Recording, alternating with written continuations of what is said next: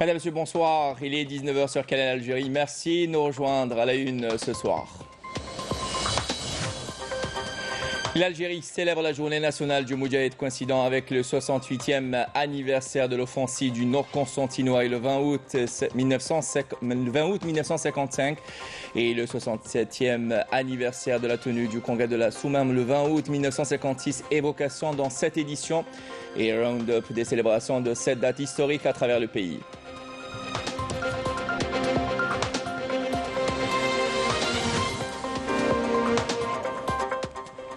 Nous irons dans cette édition à l'Université des sciences et technologies Horebo-Médienne de Bebzouar à la rencontre de 2 candidats retenus au concours de recrutement de titulaires et de doctorats et de magistères non salariés. Ces nouvelles recrues viennent renforcer les rangs des enseignants universitaires.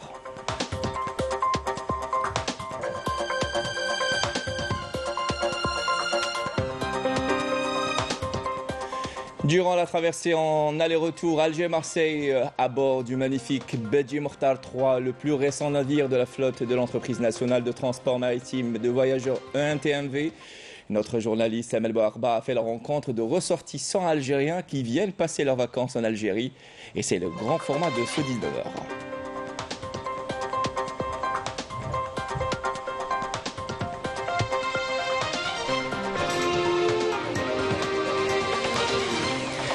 Et nous parlerons sport à la fin de cette édition et la tenue du premier tournoi interclub féminin de basketball 3 contre 3. Un tournoi qui a drainé un public nombreux au complexe du Grand Bleu Azmouri dans la wilaya de Boumerdes. Voilà pour l'essentiel de l'actualité en titre. Bienvenue à vous tous. Je l'évoquais en début de cette édition, l'Algérie célèbre aujourd'hui la journée nationale du Moudjahid, marquant le double anniversaire de l'offensive du Nord constantinois et du congrès de la Soumam, 20 août 1955, 20 août 1956, dans le contexte des efforts nationaux, visant à resserrer les rangs en puisant les valeurs de cohésion et d'unité nationale dans l'histoire de la lutte de libération et ses événements phares. À cette occasion, le président de la République, Abdelmadjid Tebboune, a adressé un message fort à la nation, dans lequel il a rappelé les sacrifices consentis par le peuple algérien durant la glorieuse guerre de libération nationale. Et le président de la République a rappelé que la foi en la victoire qui a animé le Shahid symbole Zerodi Youssef et ses compagnons d'armes, les guidant dans l'offensive du Nord constantinois le 20 août 1955 et la même foi qui avait amené les dirigeants de la Révolution en pleine lutte armée à tenir le congrès de la Soumam pour asseoir les bases organisationnelles, politiques et militaires de cette révolution. Une foi de laquelle nous puisons en cette étape où nous nous dirigeons tous vers l'édification de l'Algérie nouvelle, la confiance en les capacités de la nation qui renforce notre volonté à réaliser à la faveur de la conjugaison des efforts et au travail dévoué et des pas vers la réalisation d'indicateurs positifs dans les domaines du développement durable et la poursuite grâce à ces enfants des acquis. Et des capacités qui contribuent au renforcement des acquis sociaux pour la préservation de la dignité du citoyen et grâce auxquels notre pays avance à pas géants vers l'élargissement de nos partenariats stratégiques à travers le monde afin d'insuffler une dynamique économique qui capte les investissements et de confirmer la forte présence de l'Algérie et son influence au double plan régional et international. Et justement, à l'occasion de la célébration de la journée nationale du Moudjahid, une date commémorative du double anniversaire de l'offensive du Nord constantinois et de la tenue du congrès de la Soumam. Le ministre des Moudjahidines et des ayants droit, Laïd Biga, s'est rendu dans la wilaya de Mila, abritant les festivités officielles cette année, marquées notamment par l'inauguration de plusieurs structures publiques au nom de personnalités révolutionnaires, et également une série d'hommages à des membres de la famille révolutionnaire au musée des Moudjahidines, toujours dans la wilaya de Mila. Plus de détails avec Elie Saïd Belrassem. Dans la wilaya de Msila que les festivités officielles de la journée nationale du Moudjahid coïncidant avec le double anniversaire du 20 août 1955 et le 20 août 1956 ont été célébrées à travers des conférences et des expositions retraçant l'événement ainsi que l'organisation de plusieurs activités culturelles en présence de la famille révolutionnaire. Le ministre des Moudjahidines et des ayants droit, Laïd Biga, s'est rendu au cimetière des martyrs où il a déposé une gerbe de fleurs et lu la Fatiha à la mémoire des martyrs de la Révolution. Les embuscades se faisaient généralement le soir ou à l'aurore. Mais préparer ça en journée, c'était impensable, surtout à Bni Haroun. Chose qui n'était pas évidente car les Moudjahidines ne pouvaient pas fuir vers les montagnes. À cette occasion, plusieurs structures publiques ont été baptisées des noms de personnalités révolutionnaires avant de rendre hommage à des membres de la famille révolutionnaire au musée du Moudjahid. 20 و55 حضرنا في المعركة هذه. ايوه نحن واش الرسالة واش تحبوا تقولوا للشباب الجزائري الآن؟ شو الشباب الجزائري كلهم الشباب الجزائري حرصوا على التاريخ حرصوا على التاريخ ويخلفوا العادة نتاعنا هذا ما كان. تواصل بين ذاكرة الثورة التحريرية. Nous créons un pont entre la mémoire de la révolution de libération nationale et notre jeunesse, qui doit prendre connaissance des monuments historiques, mais également étudier les témoignages vivants des Moudjahidines ainsi que leur mémoire, dans le but de relever les défis auxquels nous sommes confrontés. Car aujourd'hui, c'est une nouvelle révolution pour l'Algérie nouvelle, qui a des défis importants à relever, conformément à la feuille de route tracée par le président de la République. Les festivités commémoratives de cette année ont été riches en conférences académiques, mais aussi en expositions de livres et de documents sur la Révolution.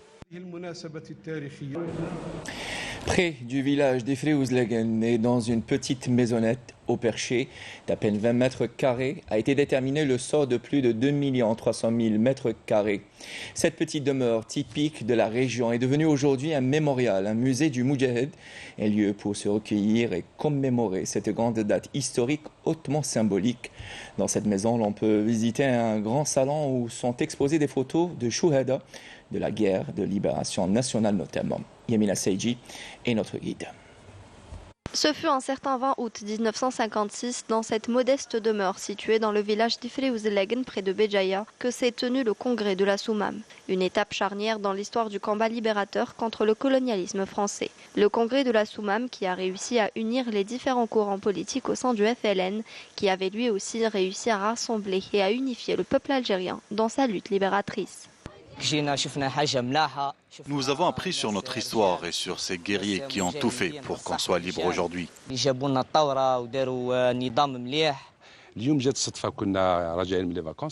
Après les vacances, j'ai décidé de venir avec mes enfants pour leur montrer ce lieu historique où le FLN a tenu le congrès de la Soumam, qui est considéré comme une pierre angulaire de la révolution algérienne. C'est une pierre angulaire de la révolution تاعنا.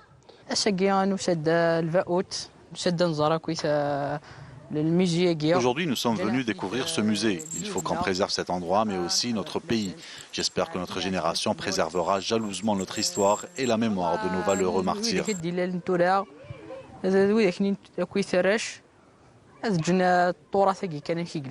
L'unité des congressistes, le choix de l'endroit ainsi que l'aspect secret de l'organisation du congrès, des éléments importants qui ont assuré le succès du congrès de la Soumam.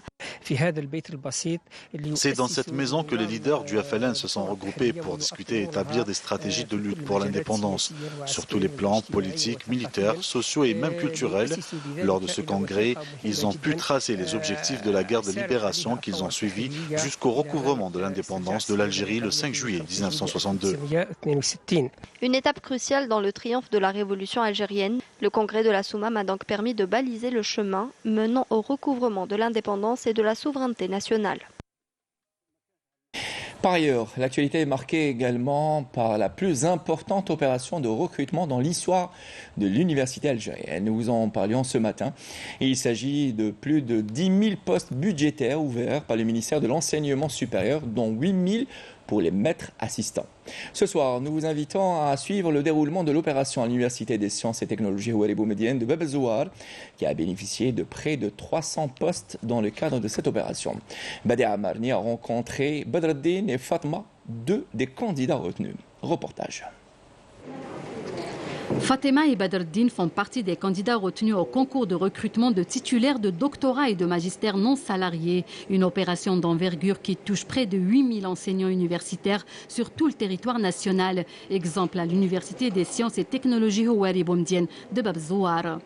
On vient d'être recruté ici à la faculté du génie des procédés. On est très content, bien sûr, depuis le temps qu'on attendait ça. Comme nouvelle recrue, je tiens aussi à apporter l'expérience que j'ai acquise durant des années de vacations ici à l'USTHB et d'autres écoles supérieures. Nous avons introduit tous nos documents, donc c'était un recrutement avec 0 papier. Nous avons pu suivre notre orientation et le suivi de notre dossier via la plateforme. Après tant d'années d'attente, croyez-moi, c'est quelque chose que nous attendions beaucoup et donc nous sommes plus que prêts.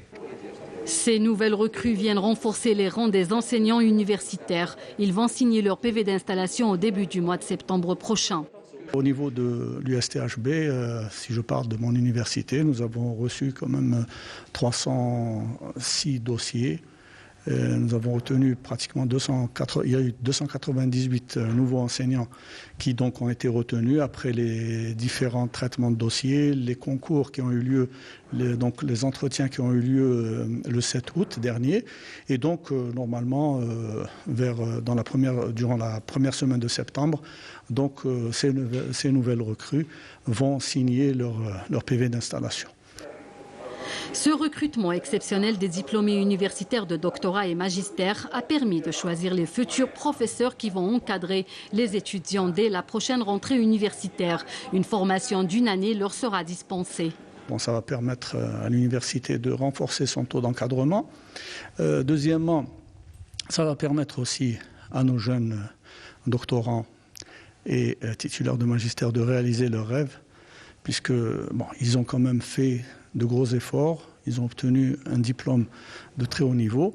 Donc, bien sûr, leur espoir, c'était de décrocher un emploi au niveau, disons, de leurs aptitudes. Ils ont 1 année de formation, il y a tout un programme. Donc, au bout d'1 année, ils sont évalués. Ainsi, le rêve de milliers de titulaires de doctorat et de magistère se réalise enfin. Le défi est donc à relever pour renforcer l'encadrement des universités algériennes. Souhaitons bon vent à Bedreddine et Fatma. Et ce sont ces vents qui vont souffler sur nos voiles pour prendre le large. Mise en service le 1er novembre 2021. Prendre le large à bord du Bedi Mokhtar 3, celui le plus récent, mais aussi le plus grand et somptueux navire de la flotte de l'entreprise nationale de transport maritime des voyageurs ENTMV. Notre journaliste Amel Bouarba a fait la traversée en aller-retour Alger-Marseille et a rencontré les ressortissants algériens qui viennent passer leurs vacances en Algérie. Et c'est le grand format de ce 19h. Bienvenue à bord du Bedi Mokhtar 3. Le plus grand et le plus somptueux car-ferry de l'entreprise nationale de transport maritime. Préparez-vous à larguer les amarres pour une traversée Marseille-Alger tout en beauté. Je suis résidente en France depuis 57 ans et je viens chaque année en Algérie. Et quand j'ai découvert Bedi Mokhtar, c'est un bateau magnifique, confort. J'aime bien le restaurant. Le décor est très joli, le personnel est très sympathique. On a été très bien reçus, très bien accueillis. Le bateau est très propre. Il n'y a rien à dire. L'alimentation est super. L'accueil, la rigueur, l'hygiène, il y a beaucoup de choses qui font que le NTV s'est amélioré à fur du temps.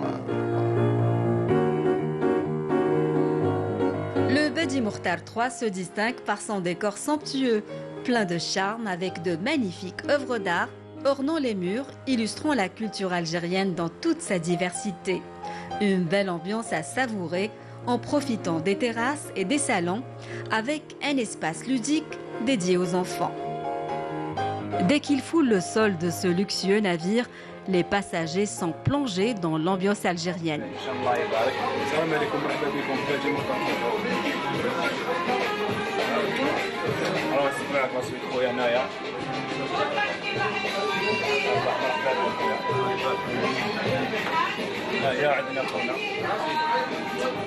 J'habite en Angleterre, Manchester. C'est la première fois qu'on a été sur ce bateau. L'expérience est magnifique. J'ai bien aimé le décor sur ce bateau. Même mes enfants, ils ont vraiment aimé parce que ça représente la culture algérienne. C'est une expérience magnifique à bord de ce car-ferry. On se croirait dans un hôtel 5 étoiles. Très heureux aussi de visiter l'Algérie, ce beau pays. C'est la première fois qu'on prend le bateau Badi Mokhtar. Et c'est très très bien. Franchement, on est même surpris. Et c'est le meilleur bateau que je connais maintenant. Voilà. Ça va. Marche comme moi, le jour sera bien. Un équipage mobilisé H24 qui veille au bien-être et au confort des passagers. Le mois de juillet, par exemple, on a transporté 24 010 passagers pendant tout le mois de juillet. Le mois d'août, il est en cours, mais ça va augmenter encore. On peut aller à 30 000 à 35 000 passagers. لازم نحافظوا عليه بابور ديالك لازم نكونوا ensemble هنا. أنت باساجي مرحبا بك راك زبون بدراهمك سات وانا راني هنايا في خدمتك واستحق راني معاك بصح ما تكسرليش وما تواسيليش باسكو هذا البابور تاعنا يسي المستقبل تاع تو الموند.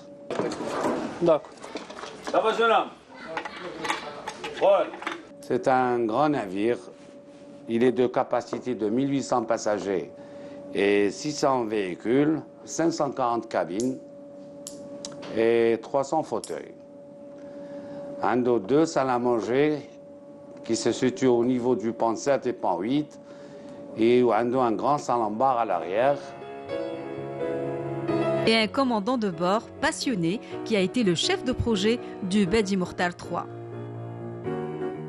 C'est un acquis pour notre communauté établie à l'étranger. Je demande à nos passagers d'essayer d'entretenir le navire. On essaye de donner le maximum de nous-mêmes. On essaye de les mettre le plus à l'aise possible. On essaye de leur donner tout le confort que le navire présente. Mais après, on se retrouve devant des cas où vraiment on est sidéré. Après 18 heures de traversée, le Badi Mokhtar 3 accoste à Alger avec à son bord des passagers ravis d'arriver à bon port. Pour voir mes cousins, ma famille, tout le monde quoi. Tout. Et qu'est-ce que tu aimes le plus en Algérie? Tout.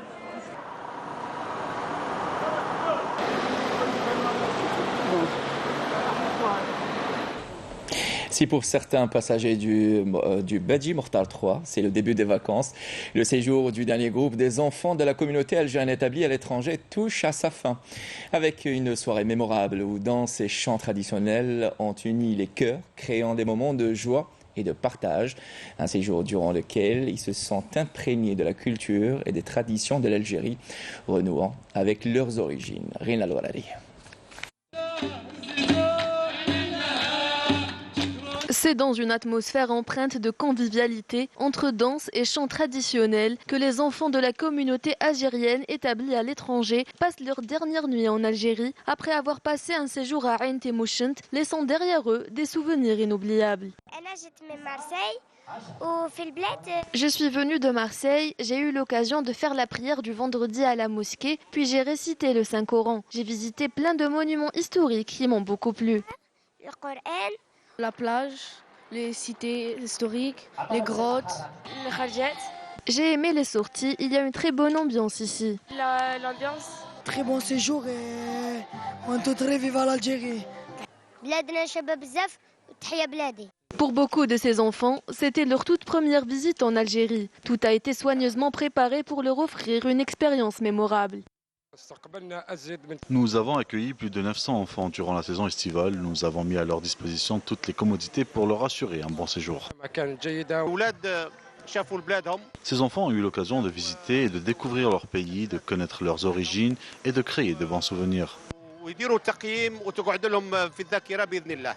L'initiative est une démarche pour renforcer les liens de solidarité et de fraternité entre tous les enfants d'Algérie. Un séjour culturel et récréatif qu'ils ne sont pas prêts d'oublier. Bon retour et à l'année prochaine. Du sable des côtes de Ain Temouchent au sable du Grand Sud algérien pour vous faire découvrir Tangat dans la wilaya de Tamanrasset. Un site touristique fascinant qui vaut le détour, nous dit Yannis Saïd Belghazem.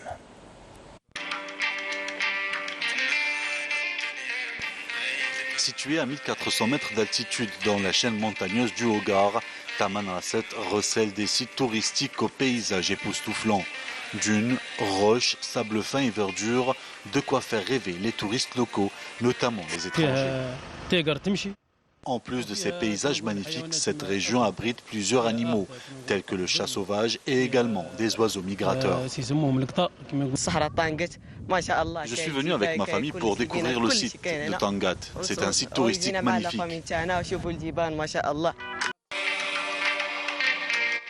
Cette zone touristique est également propice pour toutes sortes d'activités, telles que l'escalade.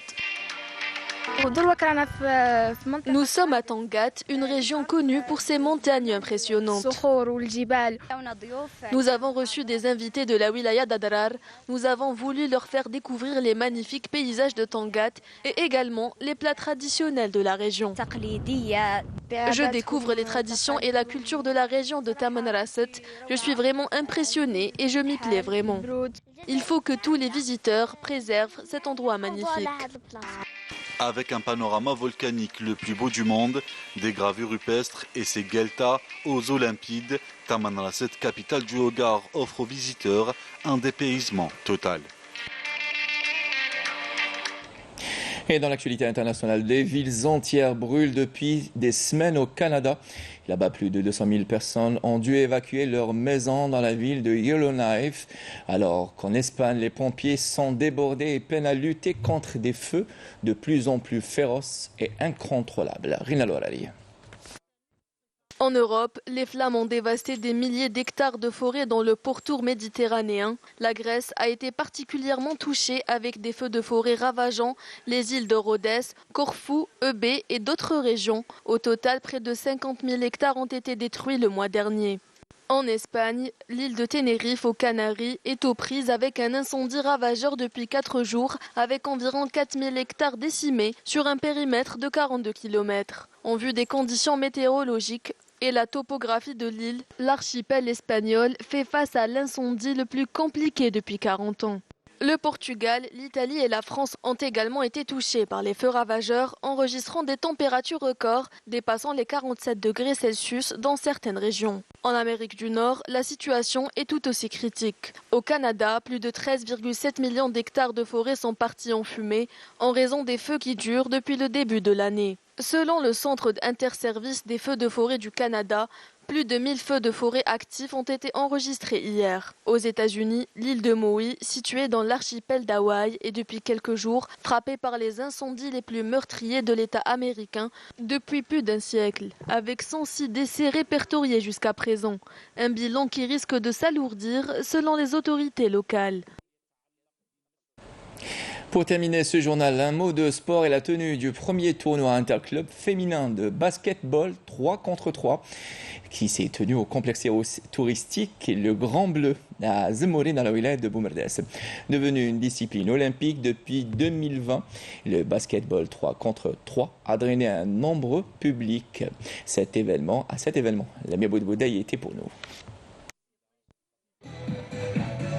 C'est le premier tournoi féminin d'Algérie de basketball à 3, intitulé Women's Streetball. Le coup d'envoi a été donné par les vétérans de la discipline et ces dames n'ont pas perdu la main. C'est une émotion, wallah, vraiment, ça fait chaud au cœur. Parce qu'on jouait, on était là, on s'entraînait, on se voyait. Il n'y avait pas que le ballon qui nous réunit, c'était une famille. C'est notre deuxième famille, le basketball. Le basketball 3 contre 3, une discipline olympique depuis Tokyo 2020. Un jeu qui a ses propres règles et se pratique sur un demi-terrain. Il y a des règles, par exemple, c'est les 12 secondes de possession. Le nombre de joueurs, bien sûr, c'est 3. Et il n'y a pas de manager. Il y a d'autres règles aussi qui sont différentes du basket 5-5. Le jeu est spectaculaire, rapide et furieux, selon Khadija Kouah. D'habitude, en 5-5, on a plus de temps de repos et à la mi-temps, on s'arrête beaucoup. Donc là, c'est beaucoup plus dur. On n'a pas de temps de repos, on n'a qu'un seul temps mort. Donc c'est beaucoup plus intense. C'est fatigant. Oui, plus de spectacles, plus de show, quoi. Voilà. Ce sport attire de nouveaux fans, familles, jeunes et enfants. كاش لا ريفاليتي ما بيناتهم تما سي بيان شغلهم هنا جوست باش يلعبوا ويفرحوا. Il y a une super ambiance, je trouve qu'il n'y a pas de rivalité, les équipes sont à fond mais ils prennent du plaisir, il y a de la musique, il y a le commentateur et tout, donc c'est vrai que ça change des matchs habituels et puis en bord de mer il fait bon. Profitant de l'occasion, l'association Monsa Ma Vie était présente lors de ce tournoi pour sensibiliser, informer et même dépister. On a voulu associer un peu notre association aux événements sportifs pour donner un petit peu une marque d'espoir. En même temps, partager, les sensibiliser, elles viennent poser des questions. On essaie aussi de leur montrer que le cancer, ça touche à tous les âges. Donc ce n'est pas à 45 ans qu'il faut y penser. À partir de 25 ans, on y pense. La première place du podium est revenue aux filles de l'USMA d'Alger. Félicitations les filles et à d'autres succès. Et à d'autres succès. Voilà qui termine cette édition. Madame, monsieur, merci de nous avoir prêté attention. Tout de suite, les nouvelles du ciel avec Mila. J'aurai le plaisir de vous retrouver demain pour l'édition de midi. Belle soirée sur Canal Alger. Au revoir.